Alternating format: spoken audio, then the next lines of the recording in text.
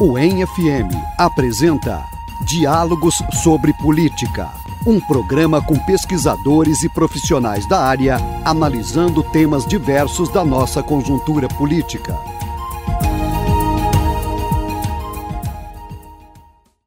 Salve, salve ouvintes! Eu sou Rafael da Silva e estarei com vocês no programa de hoje. Iniciamos o programa ouvindo um trecho da música A Carne, de Elza Soares.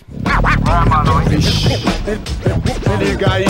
A carne mais barata no mercado é a carne negra. A carne mais barata no mercado é a carne negra. A carne mais barata no mercado é a carne negra. A carne mais barata do mercado é a carne negra. Só cego não vê. Que vai de graça pro presídio e para debaixo do plástico. E vai de graça pro subemprego e pros hospitais psiquiátricos. Carne mais barata do Esse clássico da MPB anuncia o tema do programa de hoje, cotas raciais nas universidades públicas, especificamente na UEM. Para conversar conosco sobre essa temática, contamos com a presença da professora doutora Marivânia Conceição Araújo, professora do Departamento de Ciências Sociais e do Programa de Pós-Graduação em Ciências Sociais da UEM e coordenadora do Núcleo de Estudos Interdisciplinares Afro-Brasileiro, UNEAB. Olá, Rafael, olá ouvintes, eu agradeço o convite para estar aqui. Atualmente está em debate nos Conselhos Superiores da UEM a implantação das cotas raciais, que é uma modalidade das políticas de ações afirmativas. Diante desse fato, queria começar nossa entrevista perguntando o que vem a ser as ações afirmativas e como elas surgiram na agenda brasileira. Bom, as ações afirmativas, elas são uma política que pensa na equidade, pensa em diminuir as desigualdades, né? Sejam elas raciais ou sociais.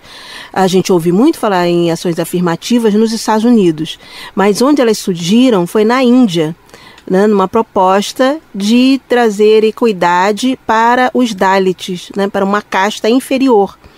Depois que houve as ações afirmativas na Índia, os Dalits puderam entrar nas universidades, participar de escolas. Lá na Índia eles têm inclusive um primeiro-ministro Dalit. Então, daí a gente percebe como que as ações afirmativas elas são positivas, né? Elas conseguem alcançar o seu objetivo de diminuir a desigualdade entre os indivíduos. No Brasil, elas vêm numa demanda de muitos anos do movimento negro.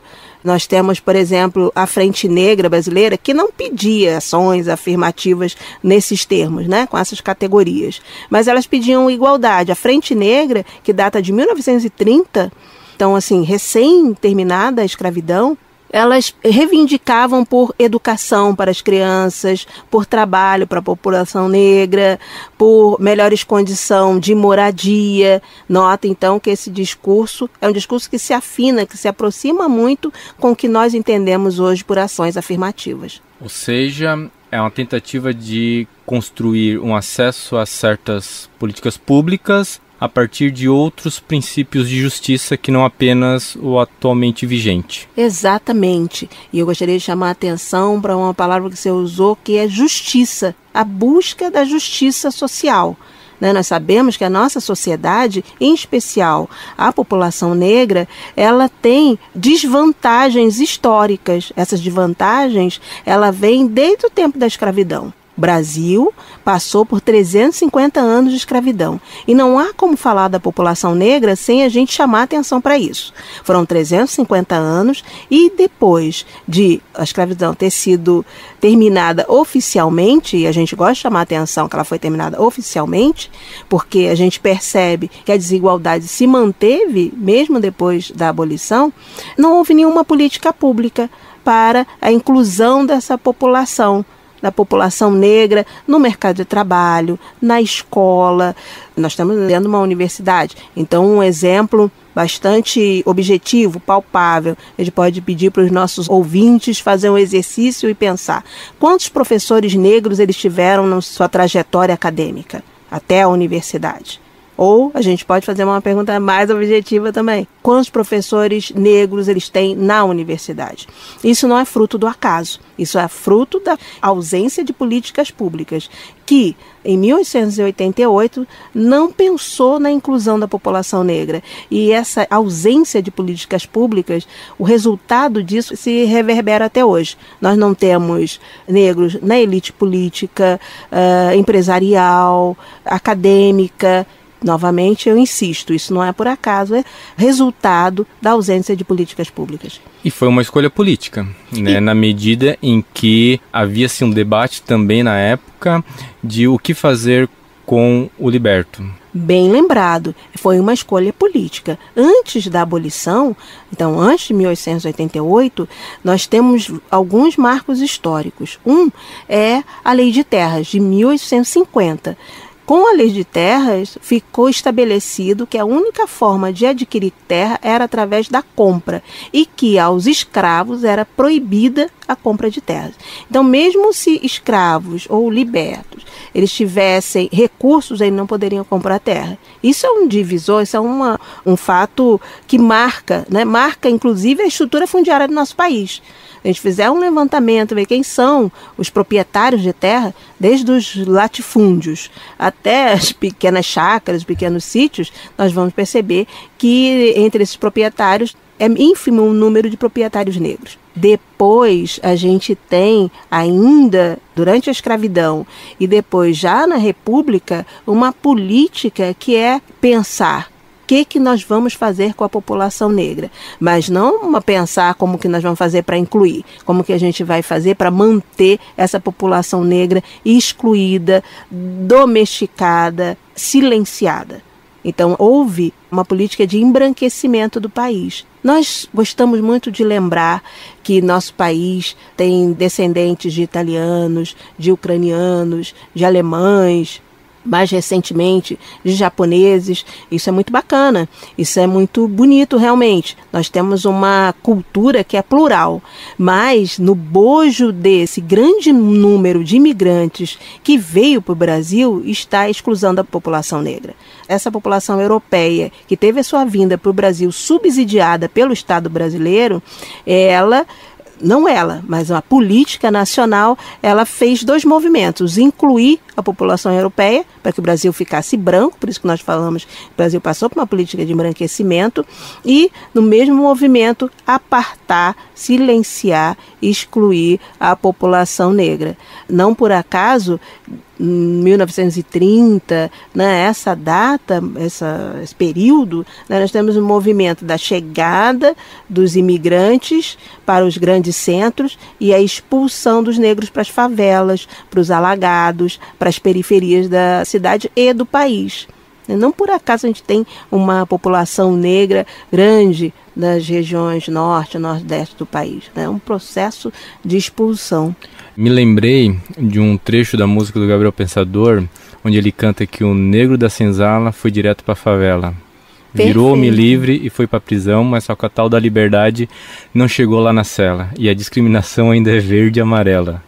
É perfeita essa música, ela conta, Gabriel Pensador foi cirúrgico, ele está contando aí nessa letra a história do Brasil. Sim, e as cotas raciais, enfim, é um tipo específico de ações afirmativas, né, de um conjunto muito grande de outros formatos de ações.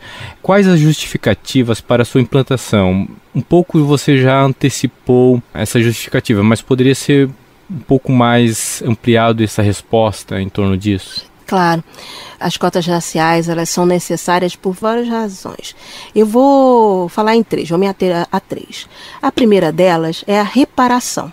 Está relacionada ao que eu falava antes, houve a abolição da escravidão e com essa abolição, depois de 350 anos de escravidão, não houve nenhuma forma de reparação. Nenhuma indenização, nenhum benefício. Por exemplo, nos Estados Unidos, os ex-escravizados, quando houve a libertação, eles receberam uma quantia em dinheiro e uma mula, se não me engano. Enfim, alguma forma de reparação. Isso foi o germe, né? Isso foi um início. A gente tem nos Estados Unidos uma classe média negra, uma classe média alta. Nós temos ricos, uma elite negra norte-americana. No Brasil nós estamos muito longe disso. Porque o que nós temos como herança da escravidão? Apenas o racismo e a discriminação. O Estado brasileiro não ofereceu nenhuma forma de reparação. Então, as cotas, elas seriam uma forma de reparação à população negra. Alguns dos nossos ouvintes, eles podem dizer, bom, eu não escravizei ninguém. Então, por que as vagas na universidade, onde eu quero prestar, onde eu estudo, elas têm que ter cotas? Bom, é verdade, hoje não temos escravidão. A escravidão não faz parte da nossa legislação oficial, mas todos nós...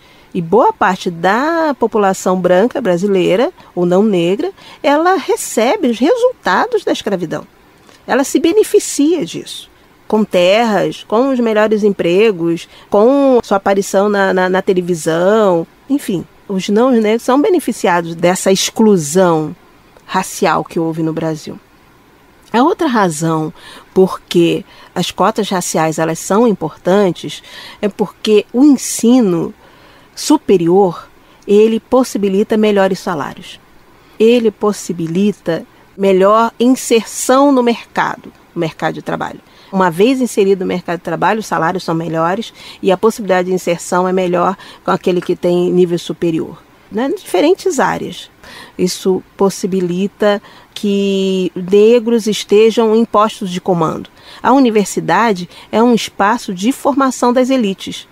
É das universidades que saem os prefeitos. Por exemplo, o prefeito da nossa cidade foi aluno da nossa universidade, né? E o anterior também havia sido. Para dar um exemplo, mas os exemplos são infinitos, da potencialidade que a universidade proporciona. Então, as cotas raciais, elas têm o potencial de gerar ascensão social de negros na nossa sociedade. A terceira é que, uma vez na universidade, isso possibilita resultados subjetivos. Estar na universidade faz com que a pessoa adquira um capital cultural e social, que vai ficar com ele, obviamente, e da forma como eu falava antes, né? Melhores salários, inserção no mercado.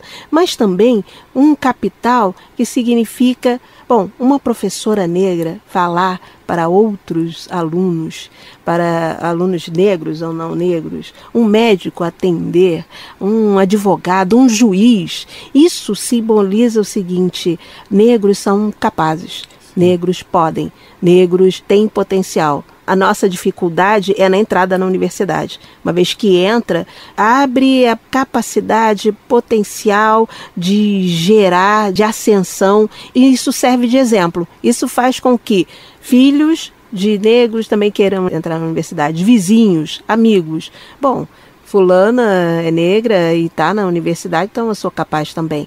A tal da representatividade. Sim. E isso é subjetivo, talvez a gente não consiga mensurar. Mas provavelmente isso é uma capacidade que as cotas raciais possibilitam.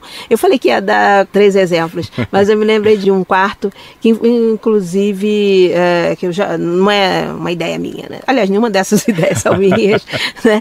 Mas é fruto de leituras e de ouvir outros especialistas, que é o seguinte: quando os grupos são segregados, isso faz com que o germe do racismo ele permaneça.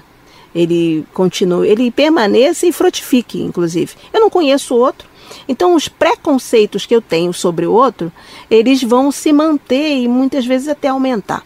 Mas quando eu convivo com o outro, eu estou na pluralidade, eu convivo numa diversidade, eu posso ver, bom, aquilo que eu achava sobre esse grupo, sobre esse etnia, não tem nada a ver.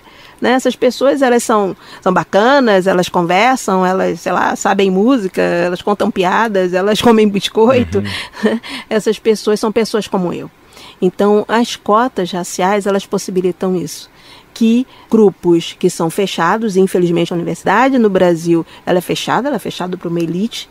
E esse ambiente hermético faz com que ações racistas elas se multipliquem. Não por uma maldade, uma naturalidade individual, mas pelo desconhecimento do outro. Então as cotas, elas possibilitam isso, que nós possamos conhecer o outro.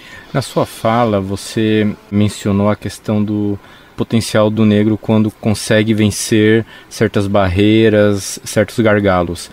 Existem muitos mitos, né, em relação à adoção de cotas, principalmente no que diz respeito a questões relacionadas a rendimento, etc. Queria que você, primeiro, nos exemplificasse um pouco acerca desses mitos que orbitam o tema das cotas raciais e como a realidade brasileira, onde as cotas já foram implementadas, desmentem tais mitos. Sim, existem vários mitos, você tem razão.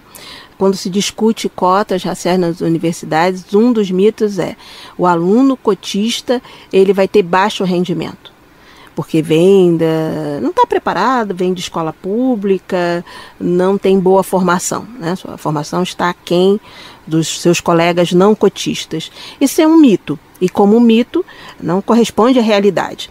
E por que eu falo isso com tanta firmeza e propriedade?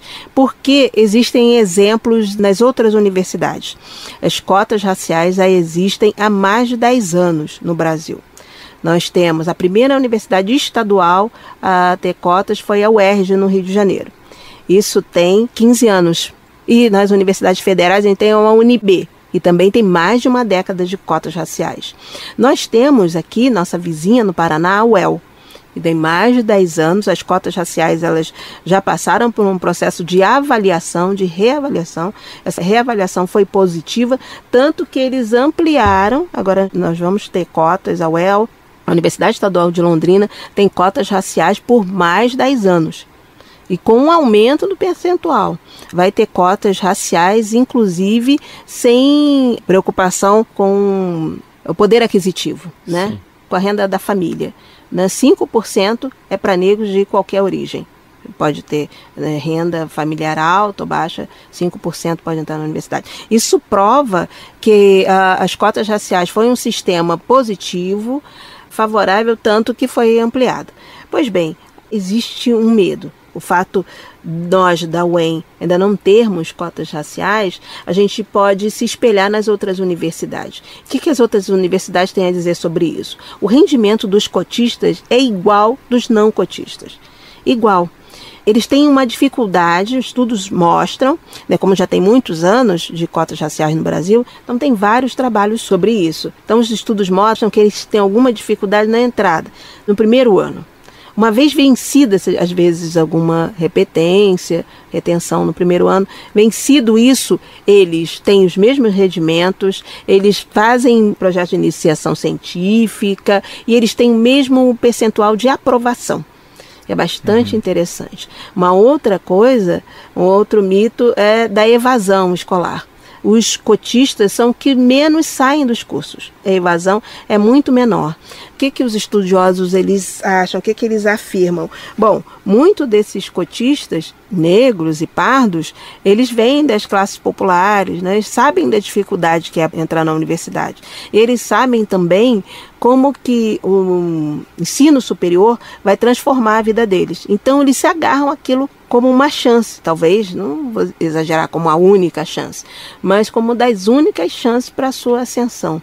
Então, eles fazem um esforço, e às vezes é um esforço bem grande, de se manter na universidade. Então, a evasão é menor entre os cotistas do que os não cotistas.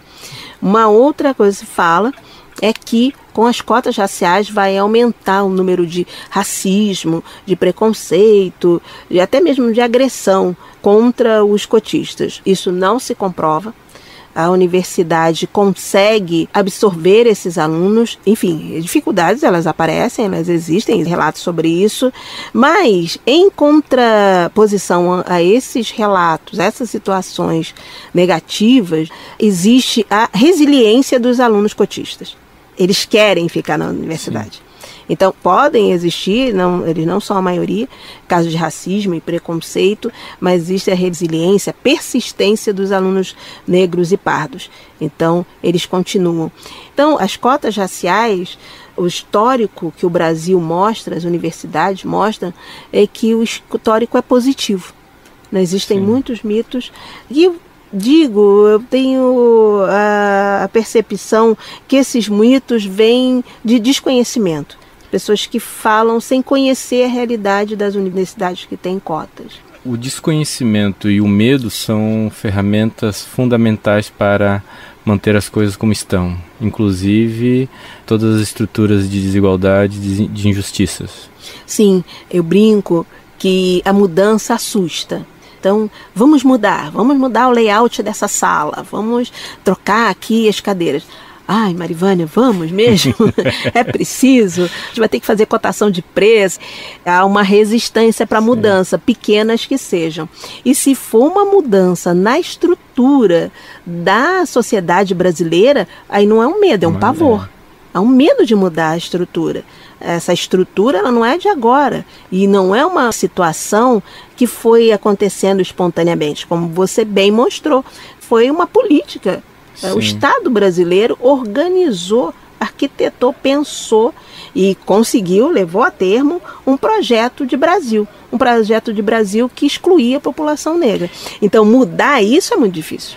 E como que chegou a demanda por cotas raciais aqui na UEM? Essa demanda ela é antiga, né? Já houve essa discussão alguns anos atrás. Um pedido, uma demanda dos movimentos sociais vieram para a universidade pedir por cotas. Elas não foram aprovadas, houve aprovação das cotas sociais, inclusive um dos argumentos para a aprovação das cotas sociais é que com as cotas sociais seria possível incluir alunos negros, porque são os mais pobres, né? A população negra é mais pobre dentro da sociedade brasileira, então negros entrariam. Infelizmente não foi isso que aconteceu, né? Nós já temos anos de cotas sociais, a gente sim percebe um aumento de alunos negros na universidade, mas esse aumento não foi substancial, né? Não foi um momento que transformou a nossa universidade. E agora, essa discussão vem novamente, está em pauta, também por conta dos movimentos sociais, mas também uma demanda interna. Alunos da universidade, o coletivo Iolodebadá chamou para essa discussão, né, trouxe um pedido de cotas. Nós do DENIAB também participamos desse pedido, o pedido é conjunto, tem professores, enfim, a comunidade acadêmica hoje também reivindica por cotas. Eu penso que é muito por conta da situação que nós estamos hoje, né? O UEM é uma das poucas universidades no Brasil que não tem cotas raciais. Está numa defasagem no que diz respeito a ações afirmativas, a discussão racial, a inclusão, a uma educação pela diversidade. E toda a vanguarda que representa também uma universidade, né? Que as outras já estão muito mais à frente. No mês de setembro, né, nós tivemos uma reunião do Conselho de Ensino, Pesquisa e Extensão, onde o professor Dr. Marcelo Dattenberg, da UFSC, que tem acompanhado isso desde o final da década de 90, se eu não me engano, ele veio aqui e proferiu uma palestra para os conselheiros e também foi aberta a demais interessados sobre cotas raciais. Quais aspectos da palestra dele que mais lhe chamou a atenção? A palestra dele foi excelente, né? É até difícil pontuar quais os aspectos que mais me chamou a atenção. Mas chama a atenção como ele fez um levantamento da situação de exclusão e de racismo da nossa sociedade. Me chamou a atenção não porque seja uma novidade, eu estudo esse tema já há alguns anos. Sim. Então, falar sobre racismo e dizer que a sociedade brasileira é uma sociedade racista, isso me entristece, mas não me espanta. Mas o professor Marcelo Dattenberg, ele trouxe números, trouxe informações falando de racismo dentro da educação. Por exemplo, ele fala de uma pesquisa que dizia que o professor pode atribuir uma nota diferente para o aluno, uma nota mais baixa, mais baixa para o aluno, de acordo com a cor da pele dele. E eu, sendo professora, isso me toca, isso me chama a atenção. Então nós notamos que o racismo é tão forte e tão presente na nossa sociedade que tira o nosso poder de objetividade. A nota ela deve ser objetiva. Sim. Ela tem critérios, esses critérios devem ser iguais para todos, independente da cor, do sexo, enfim. A nota deve refletir o rendimento do aluno. Então, ele chama atenção para isso. Uma coisa que diz respeito especificamente à nossa universidade é ele chamar atenção para o caráter quase que inócuo do PAS. Sim. Ele falou uma frase que me chamou muita atenção. Bom, o PAS aqui, na UEM, o PAS de vocês, é uma cotas para banco, filho de bacana. Né? O PAS do sistema seriado. O né, PAS da do UEM. sistema seriado. O nosso PAS está aberto para alunos de escola privada. E curioso que nós não tínhamos nos atentado para isso, porque o PAS ele tira 20% da totalidade de vagas e o 20% das cotas sociais, isso que a gente chama de cotas sociais, é calculado em cima do 80% restante. Então, portanto, não são 20% da totalidade, são 20% daqueles 80% tirado já a cota do PAS. Isso causa uma distorção profunda. Sim, né? ao invés de 20% são 16%. 16%. Então as cotas, as ações afirmativas na UEM, elas são tímidas, com 20%. E a gente, com essa percepção, né, que o professor Marcelo nos trouxe, ele nos mostra que elas não são tímidas, elas são timidíssimas. Elas estão muito aquém do que nós vemos em outras universidades. Por exemplo, tem universidades que vão pegar o percentual de negros dentro do estado. O percentual de negros no estado do Paraná é 31%. Vamos fazer uma leitura pensando que as cotas sociais elas estão incluindo negros. Não estão, né? Porque são 20%, ainda está muito aquém do que a UEM poderia oferecer. E, por fim, já para finalizar a nossa entrevista, teríamos, agora não temos a oportunidade, mas enfim, existem vários dados que mostram o quão desigual é o negro e o pardo comparado aos brancos no nosso país. Eu listei aqui vários indicadores para apresentar, mas diante do nosso avançar da hora não vai ser possível. Só que eu queria que você apenas rapidamente nos explicasse melhor o que vem a ser uma categoria muito acionada no discurso pró-cotas, que é o tal do racismo institucional. Sim, rapidinho. O racismo é a discriminação da pessoa pela cor. Isso é o racismo. Discriminar, em geral, quando a gente fala do Brasil, quando a gente fala da população negra, é discriminar negativamente.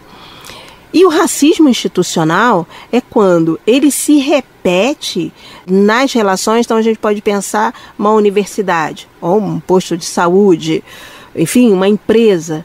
Ele se repete constantemente em todos os setores desse espaço. A escola, o posto, a empresa. E ele se repete no fato que essa pessoa pode ser maltratada, a pessoa não conseguir promoção, né? Nunca vai, uma pessoa negra dificilmente chega à gerência. Isso está dentro da instituição. Isso não está escrito, isso não está nominado, mas isso não acontece. E quando a pessoa negra pede, bom, por que eu não sou promovida? Eu trabalho tão bem, eu nunca faltei, enfim, eu sou um funcionário exemplar, eu acho que eu posso chegar à gerência. Esse pedido dele não vai ser considerado. Não será considerado pelo chefe imediato e nem pelo seguinte e provavelmente pelo dono da empresa. Né? Único e exclusivamente porque ele é negro.